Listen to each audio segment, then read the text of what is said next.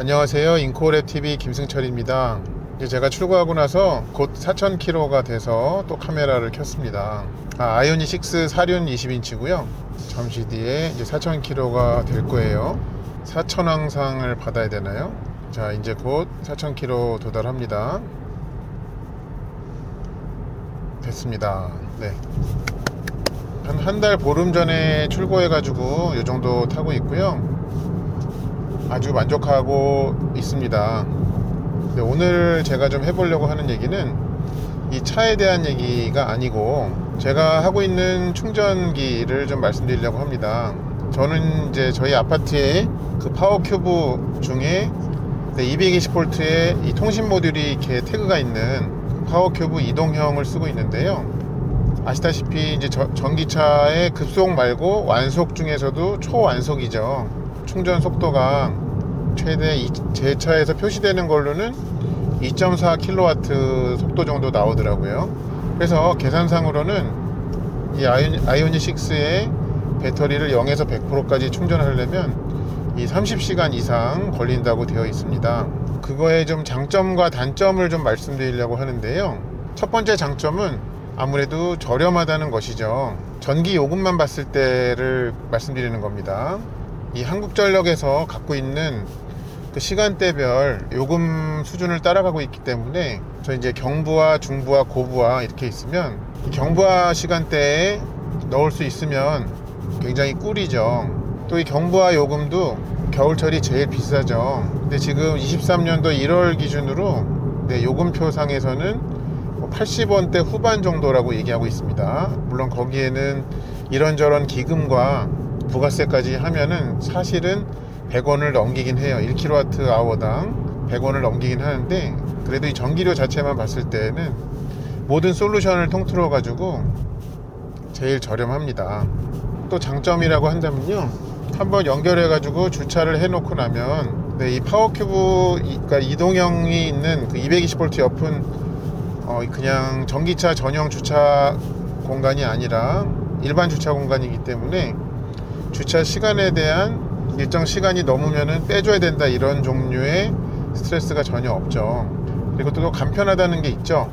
이 파워큐브 차저라는 어플을 통해 가지고 그 한전 그 요금제에 따라서 내가 처음에 연결은 하지만 이 충전을 하고자 하는 시간대를 간편하게 어플로 컨트롤이 가능하죠. 그리고 한번 이제 충전 중인 동안에는 지금 내 차로 얼만큼의 전력량이 들어가고 있는지를 마치 이렇게 중계하듯이 볼 수도 있는 편리함이 있습니다. 그럼 단점도 있죠. 기기를 사야 되죠. 파워큐브 이동형 충전기 기기를 사야 됩니다. 기기 값이 신품으로 FM대로 샀을 때는 60만 원이 넘죠. 근데 물론 이제 나중에 사다가 그걸 팔면은 보통 이제 40만 원대에 거래가 되기 때문에 그 60만 원 넘는 금액이 다 그냥 공중으로 사라져 없어지는 것은 또 아닙니다. 네, 그렇지만 어쨌든 이제 초기 구입 비용이 발생한다는 게 있고요. 그리고 또 한 가지는 2만 원 가까운 그 월 기본 요금이 있죠. 그래서 내가 사용을 하든 안 하든 그 매달 우리가 스마트폰 통신 요금이 나가듯이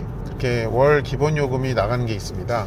그런 점들이 단점이에요, 사실은. 자, 그렇다면은 요즘 이제 파워큐브에서 운영하는 제가 쓰는 그런 220V에 연결하는 거 말고 이 벽에 고정형으로 되어 있는 고정식 충전기도 있죠. 근데 어떤 분께는 매월 2만원씩 기본 요금을 내면서 값싼 전기료로 충전을 하는 것보다 이 고정식을 쓰는 것이 더 나은 분들이 있습니다. 왜냐하면 고정식에는 기본 요금이 존재하지가 않기 때문에. 그래서 전기차를 갖고는 계시되 이렇게 월간 주행거리가 많지는 않으신 그런 분들은 저희 이제 아파트의 경우에는 파워큐브 이동형 콘센트와 고정식이 같이 설치가 되어 있거든요. 저는 일단 전기 사용량이 많기 때문에 이 고정형은 사용하지 않고 있습니다. 근데 이제 만약에 예를 들어서 여러분이 이거를 거리를 얼만큼이라고 말씀드려야 될까요? 그러니까 이 2만 원이라는 초기 비용을 그 충전량으로 상쇄를 하려면요, 이 고정형 충전기는 이 시간대별 요금이 다르지가 않아요. 170 몇 원으로 알고 있는데 현재 지금 고정형의 가격이 1kWh당.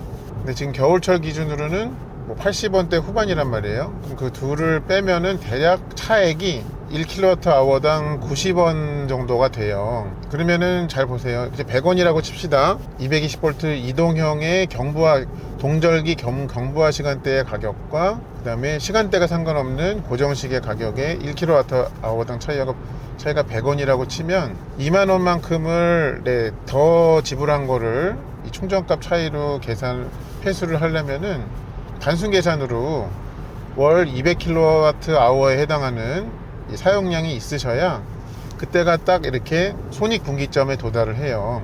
저는 이제 지난달에 좀 사용을 해보니까 330kWh 정도 했더라고요. 그래서 그런 점도 좀 참고를 하시기 바랍니다.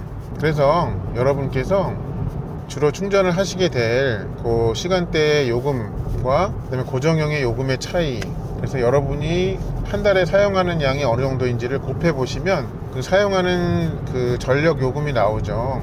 그래서 이제 제가 사용하는 경부화 기준으로, 동절기 기준으로는 월 200kWh 이상씩을 사용을 해야 그 기본 요금을 뽑을 수 있더라. 근데 그거보다 덜 사용을 하면은 사실은 굳이 월 2만원의 기본 요금이 있는 이동형을 사용할 필요가 없더라 라는 것도 좀 말씀드립니다. 그리고 제가 이 파워큐브 차저 어플에 좀 건의하고 싶은 게 있습니다. 네, 뭐냐면요, 내가 사용한 양이 이제 이 달력 표시와 함께 날짜별로 몇 킬로와트 이렇게 사용하는 거를 보여주는 게 굉장히 편리한데요, 그게 이번 달 거는 아쉽게도 업데이트가 되지 않습니다. 한 달이 지나야지만 그 전달 것까지만 볼 수가 있는 게 좀 어떨 때는 답답하더라고요. 그래서 좀 이번 달 것도 거기에 그 사용량을, 뭐 하루 이틀의 시차가 있는 것은 상관이 없지만 좀 보여줄 수 있게 해주시면 어떨까, 네, 하는 그런 생각이 좀 듭니다. 자, 그리고 제가 이 파워큐브 차저 어플에 또 하나 바라고 싶은 거는 뭐냐면요, 제가 차에 설정해 놓은 그 목표 충전량이 다 돼가지고 그러면 자동으로 이제 충전이 마치잖아요. 이제 그런 경우에 자동으로 이제 종료가 되는 거는 뭐 당연한 것인데, 그 최종적인 충전량 있잖아요, 그거를 좀 정확하게 보여줬으면 합니다. 지금은 어떤 식으로 보여주냐면은 이 어플에 알림창이 하나 있어요. 그러면은 예를 들어서 뭐 15kW, 15점 몇 kWh가 충전됐다 하면은 그 소수점 밑에는 버리고 딱 그 숫자만, 그 자연수 부분만 보여줍니다. 그래서 그것도 좀 그 이왕 알림이 오는 거 데이터도 있는 것일 거고요.